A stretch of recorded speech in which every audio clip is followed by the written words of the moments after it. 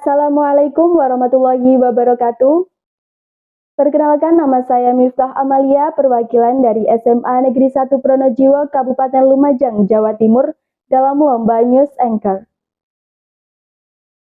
Selamat pagi pemirsa, kembali bersama saya Miftah Amalia dalam acara Morning News yang selalu setia menemani awal hari Anda. Jakarta sebagai ibu kota negara telah ditetapkan oleh Presiden pertama Indonesia, Bung Karno, melalui Undang-Undang Nomor 10 Tahun 1964.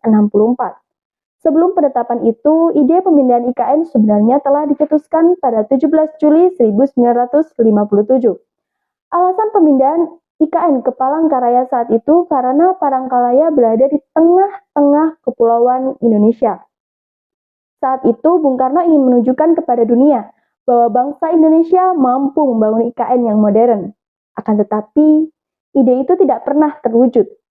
Di masa Orde Baru di tahun 90-an, di masa pemerintahan Bapak Susilo Bambang Yudhoyono, wacana pemindahan IKN kembali muncul. Kali ini, alasan pemindahan adalah kemacetan dan banjir yang seringkali melanda Jakarta. Akan tetapi, lagi-lagi ide itu tidak dapat terwujud. Sekarang, di masa pemerintahan Bapak Presiden Joko Widodo, pemindahan IKN kembali direncanakan dan direalisasikan. Rencana itu tertuang dalam RPJMN tahun 2020 sampai 2024. Puncaknya yaitu pada disahkannya RUU tentang Ibu Kota Negara menjadi undang-undang oleh DPR RI dan pemerintah pada tanggal 18 Januari 2022. Pemindahan ibu kota negara yang dilakukan oleh Presiden Jokowi tersebut didasari oleh berbagai pertimbangan. Salah satu alasannya, Presiden Jokowi ingin mewujudkan visi Indonesia 2045. Indonesia menjadi negara maju dengan perekonomian yang masuk dalam 5 besar dunia. Lantas, apa kabar pembangunan IKN sekarang? Berikut informasinya. Setidaknya ada 4 tahap pembangunan yang akan dikerjakan selama proses pemindahan IKN Indonesia di Kalimantan Timur. Tahap yang pertama yaitu pembangunan pada tahun 2022 sampai 2025.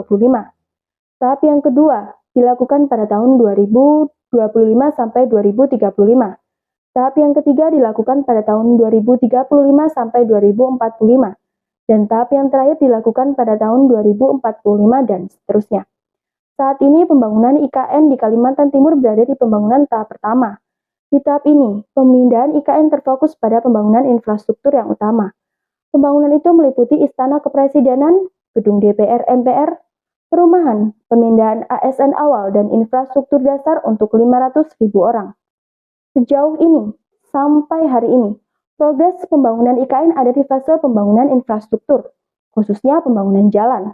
Pembangunan jalan ini meliputi pembuatan jalan yang sudah ada dan perbaikan jalan. Hal tersebut dilakukan untuk mempermudah penyaluran logistik dalam menunjang pembangunan IKN.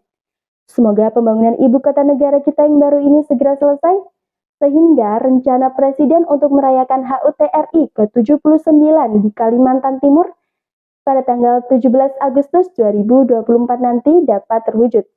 Demikian informasi dari Morning News. Semoga semangat menyambut hari baru menjadi semangat Anda menjalani hari ini. Saya Miftah Amalia dan segenap kru undur diri. Selamat pagi dan semangat pagi.